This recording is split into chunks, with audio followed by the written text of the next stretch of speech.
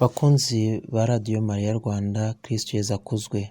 Turi kuwa gatanu w'icyumweru cya 33 mu byumweru bisanzwe by'umwaka wa liturujia, umwaka A. Dore amasomo matagatifu twateguriwe. Isomo rya mbere turisanga mu gitabo cya mbere cy'Abamakabe, umutwe wa 4, umurongo wa 36 kugera kwa 37 n'uwa 52 kugera kwa 59. Isomo ryo mu gitabo cya mbere cy'Abamakabe.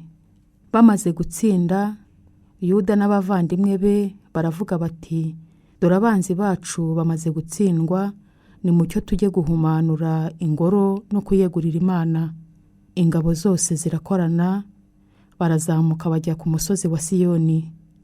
Mu mwaka w'149, ku wa 25 w'ukwezi kwa 9, ariko Kiriserewu, babyuka mu museso, maze batura igitambo gitegetswe ku rutambiro rushya rw'ibitambo bitwikwa bari bubatse. Urutambiro barutaha mu majwi y'indirimbo n'inanga z'amoko yose n'ay'ibyuma birangira. Ibyo bibera igihe kimwe no ku munsi umwe n'uwo abanyamahanga bandavujeho urutambiro rwa mbere. Rubanda rwose rurapfukama rurasenga, berekeza ibisingizo byabo kuri Nyir'ijuru wabahaye gutsinda. Mu minsi 8 yose begurira Imana urutambiro, baturana umunezero ibitambo bitwikwa, ibitambo by'ubumwe n'ibyo gushimira. Urukuta rw'imbere rw'ingoro barutakisha amakamba ya zahabu n'indi mitako, bongera gusana imiryango n'ibyumba babishyiraho inzugi. Rubanda rwose rusabwa n'ibyishimo, isoni bari batewe n'abanyamahanga zirasibangana.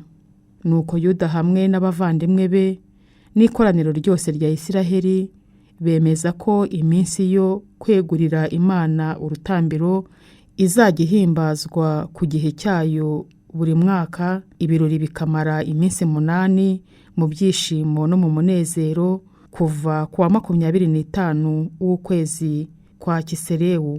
Iryo ni ijambo ry'Imana. Dushimiye Imana.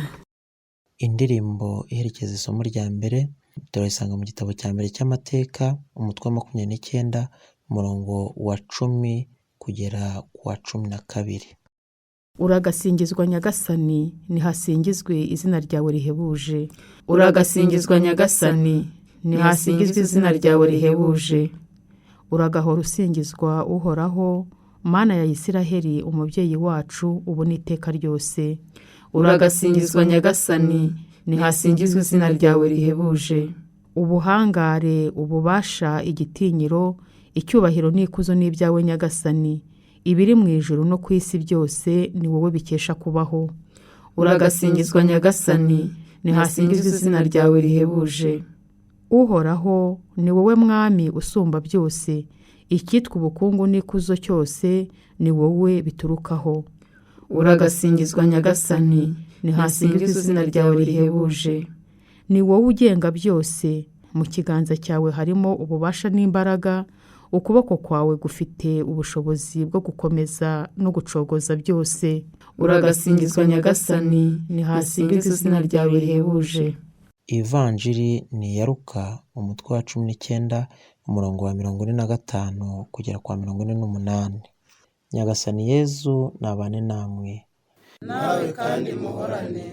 Amagambo yo mu Ivanjiri ntagatifu uko yanditswe na Luka. Habwa ikuzo Nyagasani. Muri icyo gihe Yezu yinjira mu ngoro y'Imana, atangira kuyirukanamo abacuruzi. Arababwira ati, haranditswe ngo inzu yanjye izaba inzu yo gusengeramo, naho mwebwe mwagize ubuvumo bw'abambuzi. Buri munsi yigishirizaga mu ngoro. Abatware b'abaherezabitambo n'abigisha amategeko, kimwe n'abakuru b'umuryango, bashakaga ukuntu bamwicisha. Nyamara ntibabona aho bamuturuka, kuko rubanda rwose bari bamuteze amatwi, bitaye cyane ku byo yavugaga. Iyo ni Ivanjiri ntagatifu. Uragasingizwa Kristo.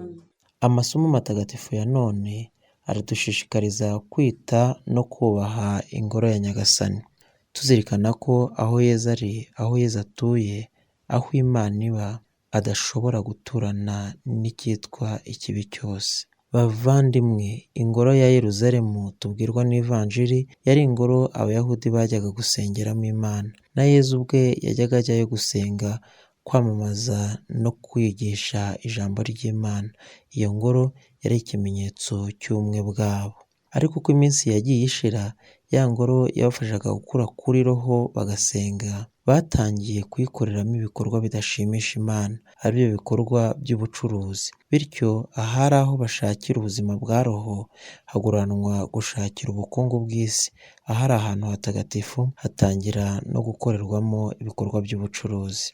Gufata ahantu hatagatifu ukahashyira ibikorwa by'ubucuruzi ni ikimenyetso gifatika ko utagishaka Imana, ko utangiye gutera Imana umugongo. Rya funguro rya roho wakuraga utangiye kwerekana ko utakirikeneye, maze aho gukura mu mubano wawe n'Imana ukarushaho kujya kure yayo utwawe n'iby'isi.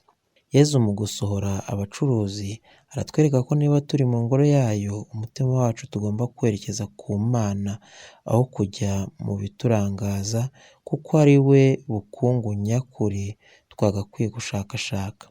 Uyu munsi wa none dusengera muri za kiliziya. Mu kiliziya ni ahantu hatagatifu rwose aho Imana ituye. Ni inzu yo guhuriramo n'Imana Se wa Yezu Kristo wapfuye akazuka. Mu kiliziya rero ni ahantu tujya tugiye guhurira n'Imana koko, tukumva ijambo ryayo kandi tukarizirikana, tugasenga. Si inzu ibonetse yose, ni ahantu ho gusengera.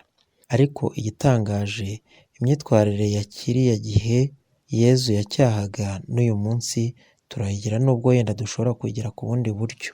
Kenshi tujya mu ngoro yayo ariko dukikijwe n'ibindi bitekerezo byinshi bidahuje no gushaka kwayo. Ntidukora ubucuruzi bugaragara, ariko hari ubwo dukorera mu mitima yacu. Tukaba mu kiliziya ariko dufite ubundi bushabitsi cyangwa se izindi bizinesi twibereyemo. Abandi ukajyayo ariko turi kwitekereza kuri gahunda ya nyuma ya misa cyangwa se ya nyuma y'isengesho. Abandi turangariye kuri telefone, abandi turasakuza, abandi ugasanga turarangaye bishoboka. Ugasanga waje gusenga ariko ugataha udahuye n'Imana mu isengesho, kandi ukabuza n'abandi guhura nayo. Nyamara ariyo waje ugana, ariyo waje ushakashaka. Haba n'ubwo yewe tutayitaho iyo ngoro ya Nyagasani ngo tuyigirire isuku uko bikwiye, ugasanga yemwe turanabisiganira cyangwa se turavunishanya. Ingoro yacu ya mbere ni umutima wacu. Tuwusukure kuko ari wo cyicaro duhuriramo n'Imana. Tuvanemo ibibangamira Nyagasani byose.